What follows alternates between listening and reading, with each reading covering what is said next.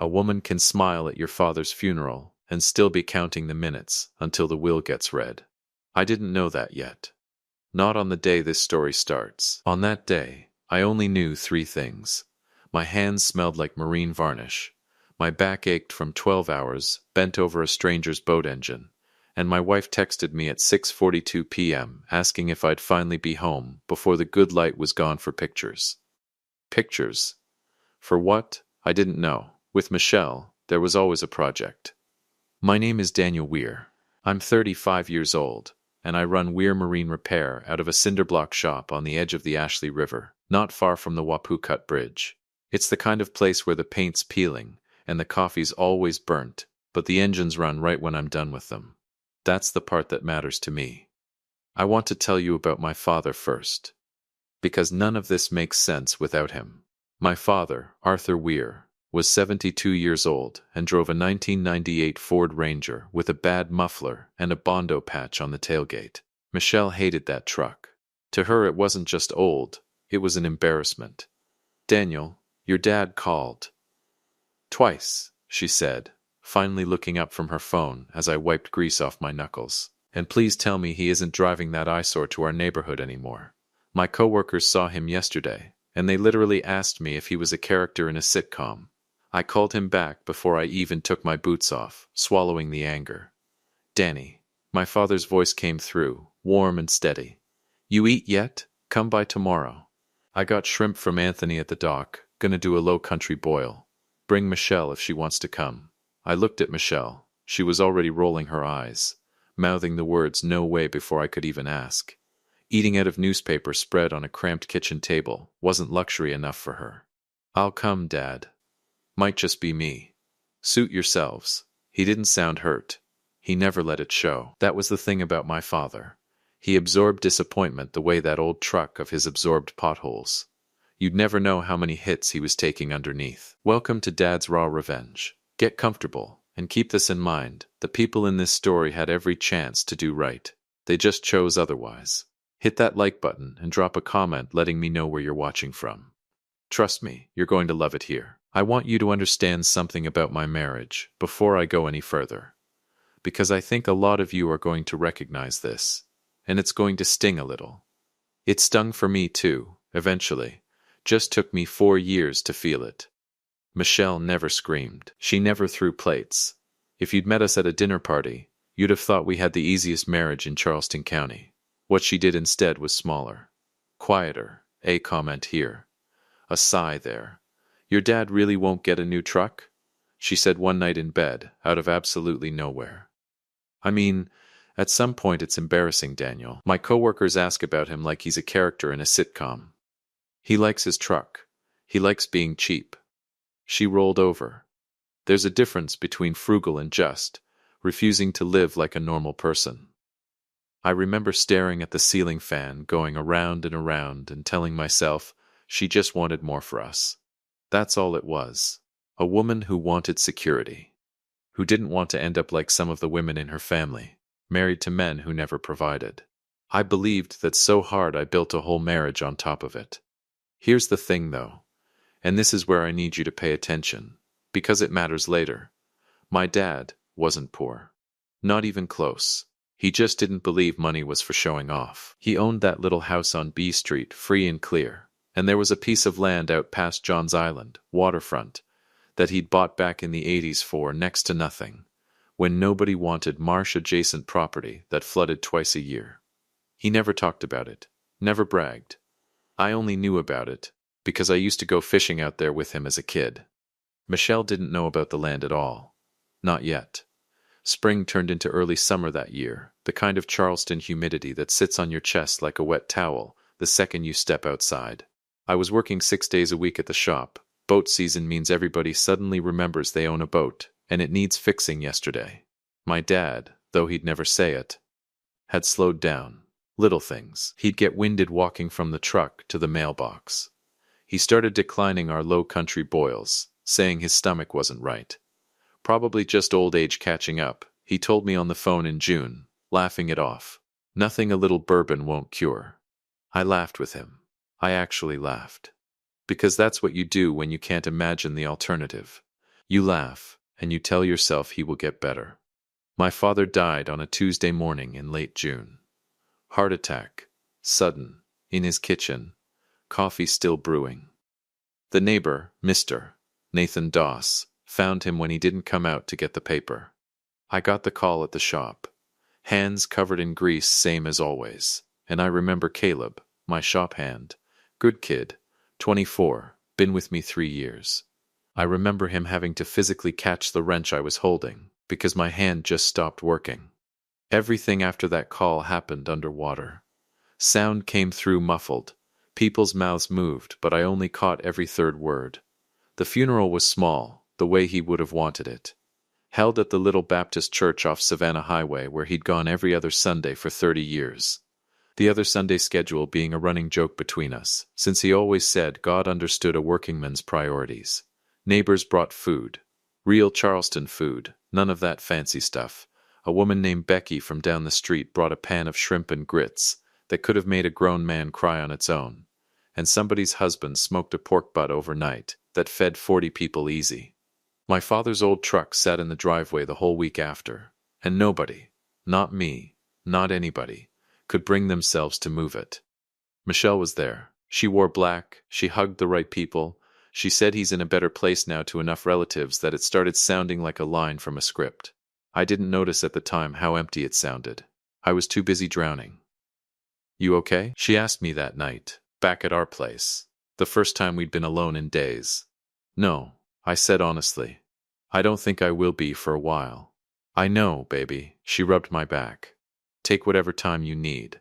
I believed her. God help me. I believed her completely. 2 weeks passed. I went back to the shop because staying home made the silence in my own head too loud. Caleb handled me with a kind of gentle patience I didn't know a 24-year-old had in him. Took the easy jobs off my plate without making a thing of it. Brought me a sweet tea every morning without asking if I wanted one. You don't gotta be here, boss, he told me one afternoon. Nobody'd blame you for taking time. I need the noise, I told him. The quiet's worse. At home, though, there was no escaping it. Every corner of that house had my dad's fingerprints somewhere. A chair he'd fixed for us. A fishing rod he'd left in the garage just in case. I'd sit on the couch some nights just staring at nothing. The TV on, but not really on. My mind stuck somewhere between the hospital and the church, and every conversation I wished I'd had with him, and didn't. That's exactly where I was. Couch, dead air, grief sitting on my chest like humidity. When Michelle walked in from the other room and dropped something in my lap. A brochure. Glossy. The Amalfi Coast. Big bold letters. A couple on a yacht, looking like they didn't have a single problem between them. I stared at it for a second before it registered. What's this? I was thinking Italy, she said, sitting on the arm of the couch like she was announcing dinner plans. We've been through so much. We deserve something to look forward to. I actually thought I'd misheard her. I remember replaying the sentence in my head, waiting for it to make sense a different way. Michelle, my voice, came out flatter than I meant it to. My dad's been gone 3 weeks. I know that, Daniel. She said it like I was the one being unreasonable. I'm not saying tomorrow. I'm saying we should have something to plan. Something good. I can't even think about a vacation right now. She was quiet for a second. Just a second. And in that silence, something shifted in her face that I'd never seen before. Not sadness, not patience. Something colder. Grief doesn't pay for anything, Daniel, she said. I didn't understand that sentence yet. I wouldn't understand it fully for another few weeks. But I felt it land somewhere in my chest like a stone dropped into still water. And even numb as I was, even grieving as I was, some small, quiet part of me knew that sentence didn't belong to a woman who loved me. She stood up, smoothed her shirt, and walked back toward the kitchen like she hadn't said anything at all. I sat there holding a brochure for the Amalfi Coast. My father 2 weeks in the ground. And for the first time in 4 years of marriage, I felt something I couldn't name yet. I just knew it tasted like fear. What I didn't know yet was that the person sleeping next to me every night had already been doing math on my family's grief. I didn't know about the land yet. I didn't know what Thomas Vance, my dad's attorney of almost 30 years, was quietly finalizing behind closed doors that same week. All I knew sitting on that couch with a glossy brochure in my hands and my father's absence pressing down on the whole house like the Charleston heat outside, was this. The woman I married was not who I thought she was, and she had absolutely no idea what my father had already done to protect me from her. She started spending his money 3 weeks before she even knew how much there was. That's the part that still gets me, looking back. Michelle didn't wait for a number. She didn't wait for a lawyer, a ledger, a single confirmed fact. She just decided there was a fortune sitting somewhere with my name on it, and she started building her new life on credit before anybody told her the terms. I didn't know any of that yet, though, not that week. That week, I was still trying to figure out how to breathe right. July in Charleston does something to a house. The air conditioning runs constant, and you can hear it click on and off like a heartbeat in the walls. I notice things like that now. Small sounds, small silences, because my mind had nowhere else productive to go. Grief does that. It turns you into somebody who notices everything and processes nothing. I was back at the shop most days. Caleb had taken to running interference for me without ever making it obvious, fielding calls from customers who wanted to vent about their engines, steering the easy jobs my way and the complicated ones to himself. You know you don't have to prove anything right now, he told me one afternoon, elbow deep in somebody's outboard motor. Boats'll still be broken next week. Working's easier than sitting still, I said. Sitting still, my head goes places I don't want it to go. Truer than I even meant it. Because at home, my head had started going somewhere I really didn't want it to go, straight to my wife. And a math problem she seemed to be solving without me. It started small. A new dress in the closet I didn't remember her buying. A comment about how some people around here don't know what they're sitting on. Then, about 10 days after the brochure incident, it stopped being small. I came home from the shop, grease under my nails, same as always, and found her at the kitchen table with her laptop open, a legal pad next to it covered in her handwriting. Numbers. Circled numbers. What's all this? I asked, dropping my keys on the counter. I've been doing some research. She didn't even look up right away. Did you know Johns Island rezoning is happening this year? Waterfront parcels out there are about to be worth triple what they were. My stomach dropped straight through the floor. How do you know about the land? Now she looked up, and there was something in her face, not embarrassment, not guilt. Satisfaction, like she'd caught a fish she'd been patiently baiting for weeks. Your dad's neighbor mentioned it at the funeral, she said. Said Arthur always talked about the property like it was some big secret. I did a little digging after an official-looking packet from a commercial developer showed up in your dad's mail last week, she said, tapping the legal pad. Daniel, a hospitality group, offered him a massive buyout because of the upcoming Johns Island commercial rezoning. Once that goes through in October, that useless as marshland is easily worth $2, maybe $3 million. I sat down slowly across from her, because my legs didn't feel like they wanted to hold me up standing. Michelle, I don't even know what my dad's estate looks like yet. Thomas hasn't called us in for anything. Well, he needs to. She closed the laptop with a decisive little snap. Because I've been thinking. We should get a new car. That old Camry is embarrassing, and I don't want to keep driving something with 110,000 miles on it when we're about to come into real money. Real money. Like my father was a lottery ticket she'd been holding on to, waiting to cash. He's been gone for 3 weeks, I said quietly. I'm aware of how long he's been gone, Daniel. Her voice sharpened. I'm also aware that life keeps going. I want an SUV. The Lexus. The RX. Fully loaded, and I've been looking at contractors for the kitchen. That Formica countertop has to go. It's humiliating when people come over. I just stared at her. 3 weeks. My father's truck was still sitting in his driveway, because nobody could bring themselves to move it, and she was thinking of her next car, Daniel. Think about it, she said softly, stepping closer and putting a hand on my chest. It felt practiced. Your dad lived like a pauper, but he did it so we wouldn't have to. Don't you think he wants us to actually enjoy life? We need to call Thomas Vance and execute the estate immediately. It's what Arthur would want for us. She was using his memory as a crowbar to pry open his wallet. I can't do this right now, I said, pulling away from her. You can't do what? Have a conversation about our future? Our future can wait until I've buried my dad's memory with some dignity. Michelle. My voice cracked in a way I hated. I'm not doing kitchen countertops right now. I'm not doing Alexis. I need you to just give me room.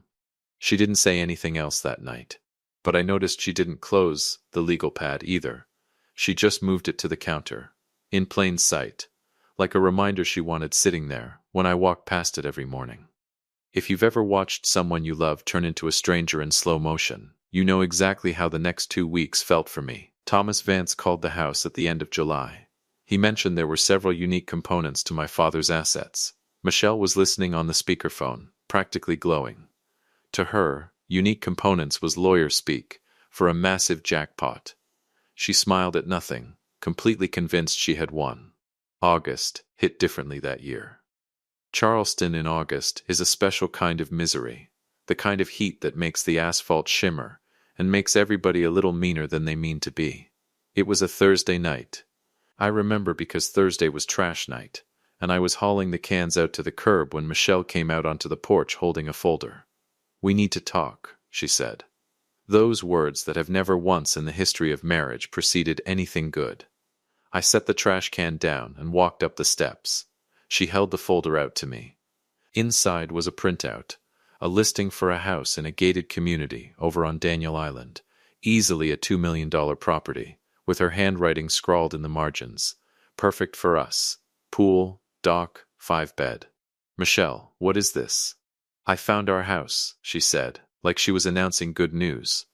"I know it seems fast, but the market moves quick, and once your dad's estate clears, we'll want to move fast too. We are not buying a $2 million house. Why not?" Her voice climbed half an octave. "You're about to inherit millions, Daniel. Millions. I looked it up myself. The rezoning goes through in October, and that land your dad had out on John's Island is going to be worth a fortune. I don't understand why you're acting like we're broke." "Because I don't know what I'm inheriting." My own voice came out louder than I meant it to, echoing off the porch ceiling. "Thomas hasn't told us anything specific. You're planning our entire life around a number you made up in your head." "I didn't make it up." She crossed her arms. "I did research. I know what that land is worth. And frankly, Daniel, I think it's time you start acting like a man whose wife deserves a life, instead of some grease monkey who's content living paycheck to paycheck out of loyalty to his cheap dead father." The words hit me like a slap. A real one. My ears actually rang. "Don't," I said, low and shaking. "Don't you ever talk about my father like that again." "Why?" "Because it's true?" She stepped closer, and her voice dropped into something colder than I'd ever heard from her. "Your dad held you back your whole life, Daniel. 40 years in that same tiny house. That truck. He could have given you a real start, and instead he let you scrape by fixing rich people's boats while sitting on millions of dollars he never touched. And now that he's finally dead and there's actual money on the table, you want to sit here and act like spending it is some kind of sin?"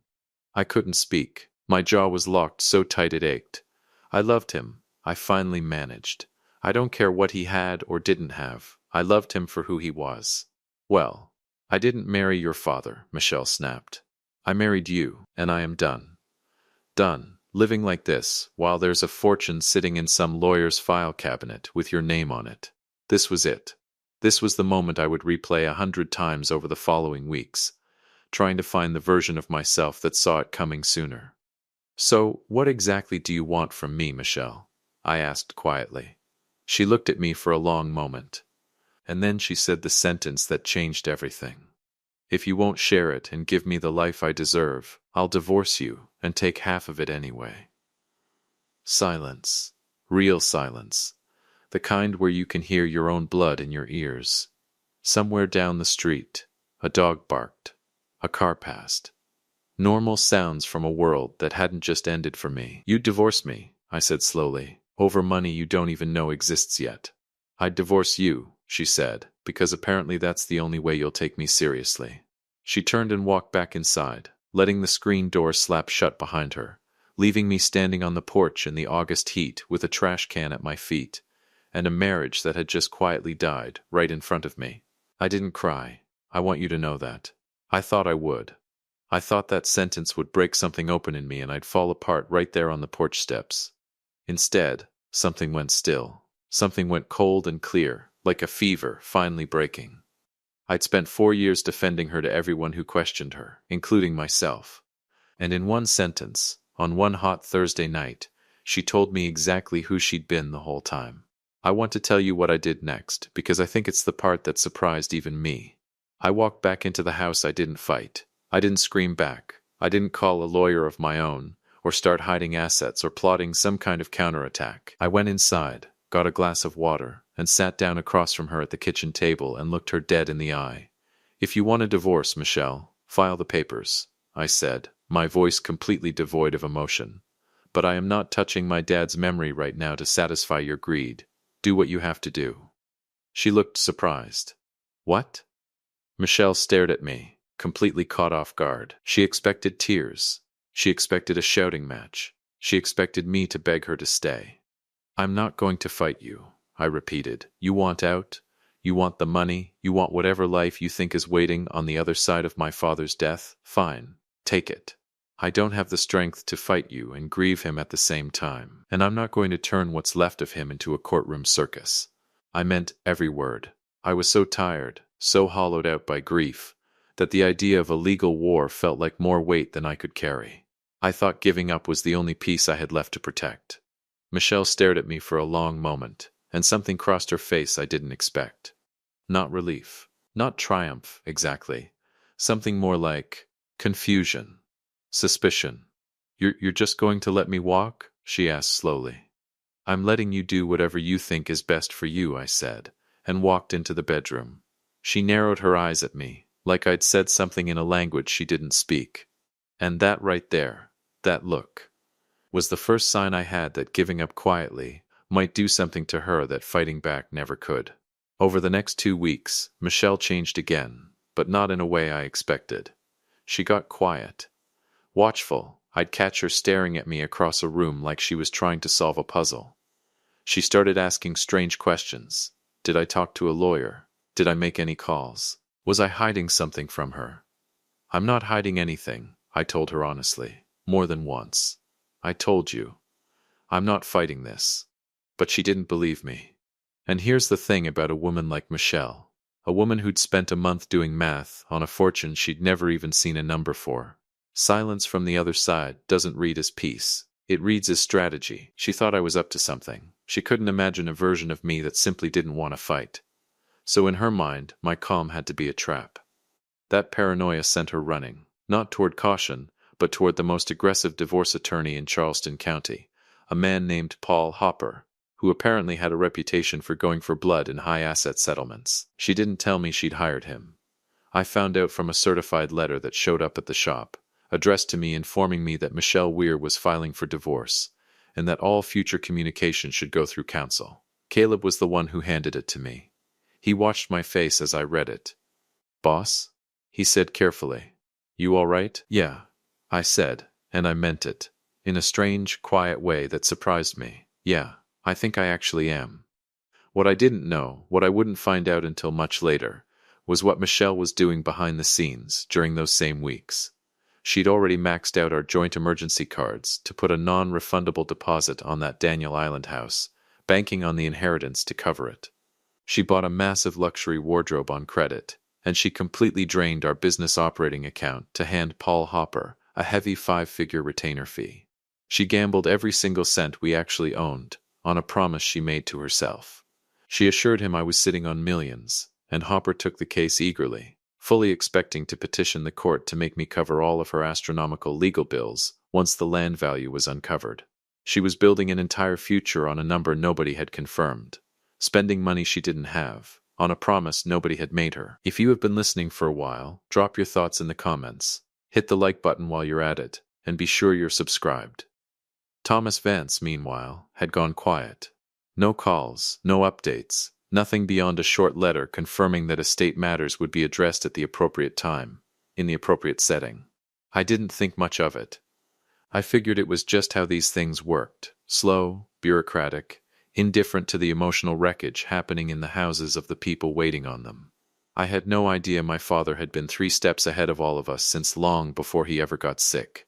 The settlement meeting got scheduled for the 2nd week of September. Michelle's lawyer's office, a sleek glass building downtown near the harbor. The kind of place with a lobby that smells like money and ambition. Michelle called me the night before, her voice tight with something that almost sounded like nerves. "Tomorrow's the day," she said. "I hope you're ready to be reasonable." "I told you," I said. "I'm not fighting you, Michelle." "Good," she said. "Because I already know what I want." I didn't sleep that night. Not because I was scared of what she wanted. I'd made my peace with letting it go weeks ago.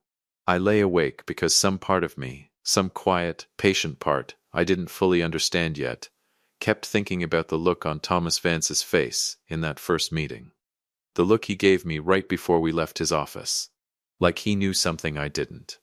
Like my father had left something behind that none of us, not me, not Michelle, not even her expensive lawyer with his contingency fee dreams, were prepared for. The next morning I put on the same button-down shirt I'd worn to my father's funeral.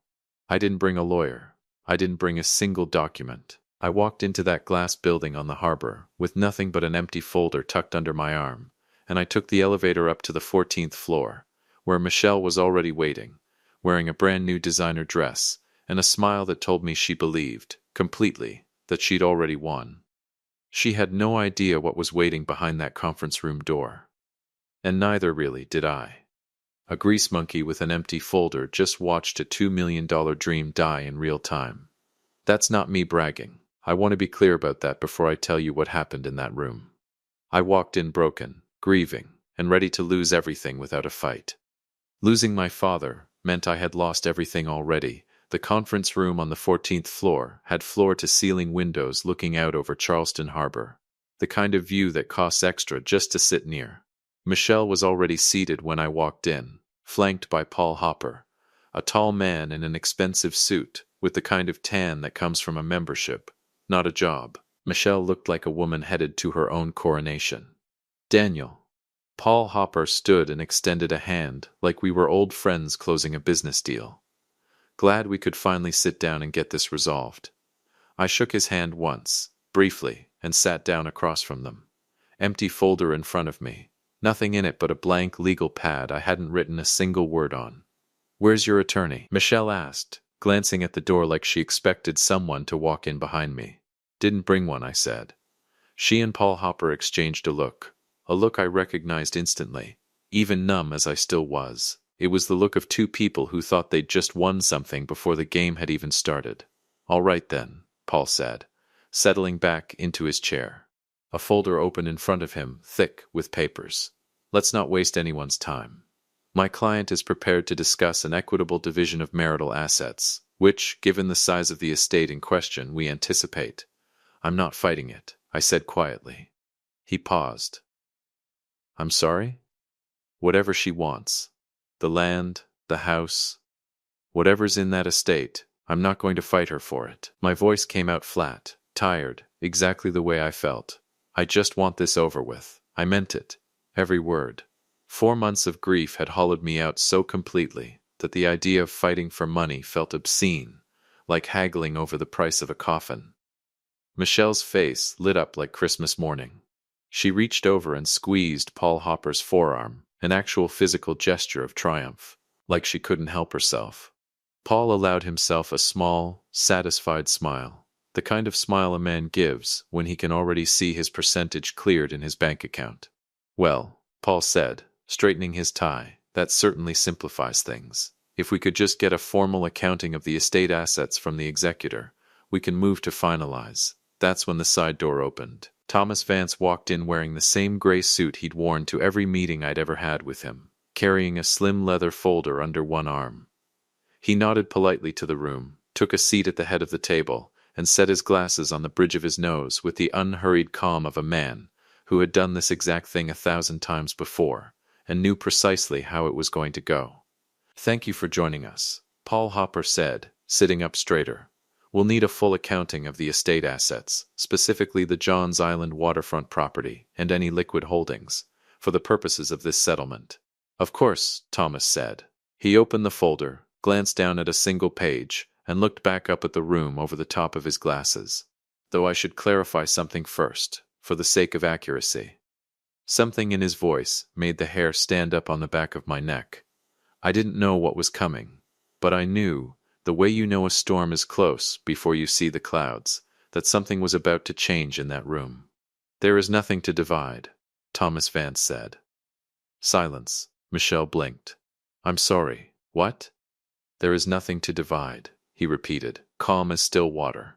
Arthur Weir did not leave any property or funds directly to his son Daniel. Approximately 6 years ago, Arthur placed all of his assets, the Johns Island property included, into an independent testamentary trust, managed entirely by our firm, on behalf of a beneficiary structure that does not include direct ownership by Daniel Weir. He looked at Michelle, not unkindly, but without an ounce of apology either. Legally speaking, Mr. Weir owns 0% of these assets. They are held in trust, entirely shielded from claims against his personal estate, including, I'm afraid, marital dissolution proceedings. I want you to sit with that sentence for a second, the way I had to sit with it in real time. 0%. My father, quiet, boiled peanut eating, 40 years in the same house Arthur Weir, had legally made it so that nothing he owned could ever be touched by anyone who came at me sideways. Not even me, technically, especially not anyone chasing it through a courtroom.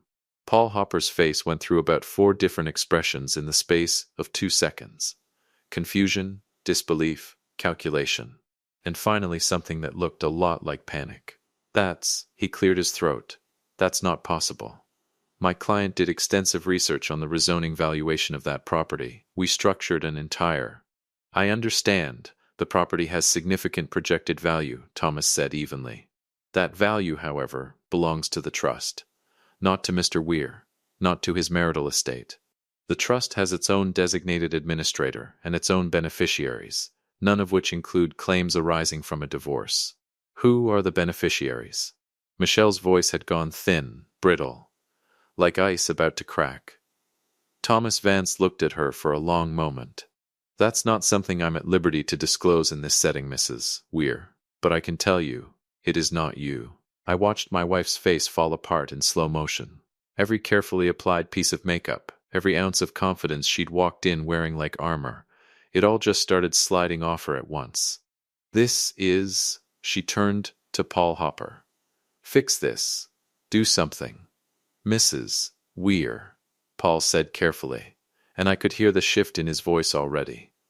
The sound of a man doing math on his own losses. If the assets are held in an irrevocable trust structured prior to the marriages, this changes the entire. He stopped. Started again. I'll need to review the trust documents personally, but if what Mr. Vance is describing holds up, there may not be significant marital assets to pursue here at all. There has to be something, Michelle said, and her voice cracked right down the middle. The house. The truck. Something, the house on B Street and the vehicle are both part of the same trust structure, Thomas said, as is nearly everything else your father-in-law owned at the time of his passing. I sat there quietly through all of it, and I want to be honest with you. I didn't feel triumphant. I didn't feel vindicated. Not yet. I mostly just felt my father's presence in that room, like he'd somehow found a way to reach through 6 years and 1 funeral and put his hand on my shoulder one more time. Paul Hopper closed his folder slowly, the papers inside it suddenly worth nothing at all. I watched him do the math in real time, the contingency fee he'd been counting on. The percentage of millions that had just evaporated into a legal structure none of his research had accounted for. Mrs. Weir, he said quietly, I think we need to speak privately. No. Michelle's voice climbed sharp and desperate. No, there has to be a number. There has to be. Daniel, tell them. Tell them about the land. Tell them what you told me. I never told you anything, Michelle. My voice came out steady. Steadier than I expected. You did the research yourself. You made the plans yourself. You threatened to divorce me over money that was never mine to give you. And there it was. The moment I finally understood the full shape of what my father had done. He hadn't just protected his land. He'd protected me. From a version of my own marriage I'd been too in love to see clearly. He built a wall around everything he owned years before he ever got sick, because somewhere along the way, quietly, without ever saying a word to me, He'd figured out exactly who Michelle really was. Thomas Vance closed his folder and stood. "I believe my part in this meeting is concluded," he said. He turned to me, and something in his face softened. Just slightly. The first crack of real emotion I'd seen from him in 6 years of knowing him. "Daniel, before I go." He reached into the leather folder and pulled out a plain white envelope, sealed. My name written across the front in handwriting I would have recognized anywhere in the world. Blocky, careful, a little slanted to the left. My father's handwriting. "Your father told me to give you this," Thomas said quietly, "when this day came." My hands were shaking when I took it. Not from fear, from something closer to awe. He knew. Somehow, years ago, he knew this exact day was coming, and he'd already written the words he wanted me to read on it. I set the envelope down in front of me without opening it. Not yet. Not in that room. Behind me, the meeting was dissolving into chaos. Paul Hopper was already gathering his things, muttering something to Michelle about reassessing representation, which I understood, even in my numbed state, to mean he wanted nothing more to do with a client who couldn't pay him what he'd been promised. Michelle sat frozen, staring at the table, her cream-colored dress suddenly looking less like a coronation gown and more like a costume for a party that had been cancelled. "This isn't over," she said, to no one in particular. "This isn't over." I stood up, tucked the envelope into my jacket pocket, and walked out of that room without saying another word. I had only made it about half a block down the sidewalk toward my truck when I heard her heels behind me, fast and uneven on the pavement. "Daniel." Michelle's voice cracked through the afternoon air. "Daniel, wait." I stopped, but I didn't turn around right away. When I finally did, she was standing there, mascara starting to streak, designer dress suddenly looking too big for her, somehow. "You planned this," she said, breathing hard. "You and your cheap father, you planned this whole thing to humiliate me." "Nobody planned anything to humiliate you, Michelle," I said quietly. "My dad protected what was his. That's all that ever happened here." "You knew," she said, pointing a shaking finger at me. "You had to have known. You let me plan a whole life around money that was never even there." "I didn't know," I said, "and it was the truth. I found out the same time you did. Difference is, I never once threatened to leave you over it." That seemed to land somewhere, because her face crumpled, and the anger dissolved into something closer to real tears. "We had 4 years, Daniel," she said, voice breaking. "Doesn't that mean anything to you? Are you really going to just walk away from everything we built?" I looked at her for a long moment. Really looked, and I realized, with a strange kind of calm, that I didn't feel anger anymore. I didn't feel much of anything toward her at all, just a quiet, tired kind of finality. "We didn't build anything, Michelle," I said. "You were waiting for something to cash in. I just didn't want to see it." I didn't wait for her response. I walked away, leaving her standing on the hot pavement, and found a quiet stone bench near the harbor walk, sat down, and let the traffic noise and the gulls and the smell of pluff mud drift over me the way they had my whole life in this city. Behind me, I heard her heels on the pavement again, this time walking away. Fast, furious, alone. I didn't watch her go. I didn't need to. I pulled the envelope out of my jacket pocket with hands that had finally stopped shaking. My father's handwriting stared back at me from the front. Just my name, Danny. The only person left alive who still called me that. I opened it carefully, like it might disappear if I moved too fast. "Son, if you are reading this, it means I am gone. And your wife has done exactly what I feared she would do. I saw how she looked at my things, and how she treated you like a paycheck. I didn't say anything because you loved her so much, and I didn't want to break your heart while I was alive. I chose to protect you this way instead. Take care of yourself, son. I'm always looking out for you." I read it twice, then a third time. The harbor traffic kept moving around me, oblivious. The way the world always keeps moving, no matter how much of yours has just quietly ended and begun again in the same afternoon. My father never said a bad word about Michelle to my face. Not once, in 4 years. He let me love who I loved, and he protected me anyway. Silently, patiently, the way he did everything, without asking for credit. Without needing me to know, until the exact moment I needed to know it. That's the kind of man he was. Tears finally came, Right there on that bench, streaming down and hitting the paper in small dark spots. I didn't wipe them away. I didn't look in the direction Michelle had stormed off in. I just pressed the letter against my chest, closed my eyes, and let the grief and the relief and the love all move through me at once, tangled together in a way I don't think I'll ever fully untangle. "I miss you so much, Dad," I whispered, to the harbor, to the gulls, to nobody and everybody at once. Then I stood up, folded the letter carefully, and put it back in my pocket, close to my chest, right where it belonged. I walked back to my truck alone. Not broken, not triumphant, exactly, just finally, quietly, at peace. Walking toward a future my father had built for me long before I ever knew I'd need it, and leaving behind a woman who'd spent 4 years waiting for a fortune that was never, not for one single day, going to be hers. Here's the part where most people expect me to gloat. I didn't.